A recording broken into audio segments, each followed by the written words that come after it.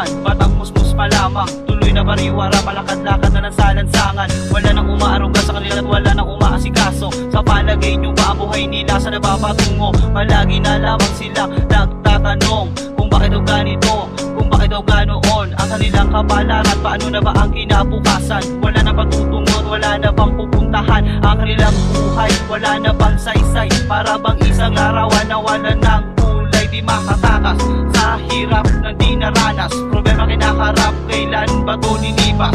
Sana'y tingin kanilang mga dinadaing at sana matupad kanilang mga munting hiling. Diyos ko po, sana po sila ay inyong gabayan at ilayo nyo po sila sa lahat ng kapahamakan. Di nyo ba napapansin? Di nyo ba nabubula? Karami mga bata na sanga napabayaan ang kanilang ama't ina. Di nyo ba napapansin? Di nyo ba nabubula? Karami mga bata na sanga napabayaan ang kanilang ama't ina. Di nyo ba napapansin? Di nyo ba nabubula? Karami mga bata na sanga napabayaan ang kanilang ama't ina. Di nyo ba napapansin? Di nyo ba nabubula? Karami mga bata na sanga napabayaan ang kanilang ama't ina.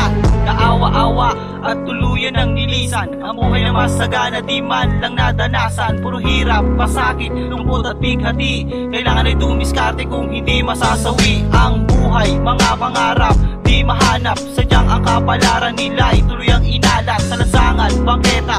Dun mo makikita, dun na lumaki, dun na na-impluensya. Dahil wala na ngang umagabay, simula nung nagkaisip nagbago ang pananaw sa kanyang pamumuhay at nasanay na sila at di na alintana. May hinalim mo, ito daw ay mali pero sa kanila ay tama. Ginagawa ng mga batang ito, kailangan magsumikap at magsakripisyo. Diyos ko po, sana po sila ay inyong gabayan at ilayo nyo po sila sa lahat ng kapahamakan. Di nyo ba napapansin? Di nyo ba nabubuna? Karami mga bata na sanga napabayaan ang kanilang ama't ina. Di nyo ba napapansin? Di nyo ba nabubuna? Karami mga bata na sanga napabayaan ang kanilang ama't ina. Di nyo ba napapansin? Di nyo ba nabubuna? Karami mga bata na sanga napabayaan ang kanilang ama't ina. Di nyo ba napapansin? Di nyo ba nabubuna? Karami mga bata na sanga napabayaan ang kanilang ama't ina.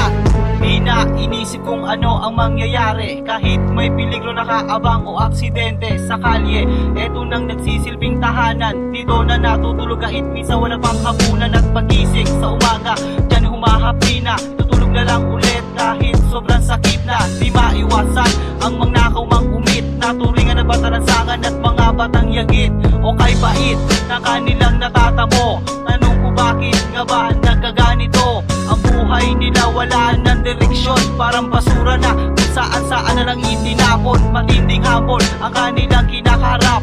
Saan ba, kailan ba sila makakatakas? Diyos ko po, sana po sila ay inyong gabayan at ilayo nyo po sila sa lahat ng kapahamakan. Di nyo ba napapansin? Di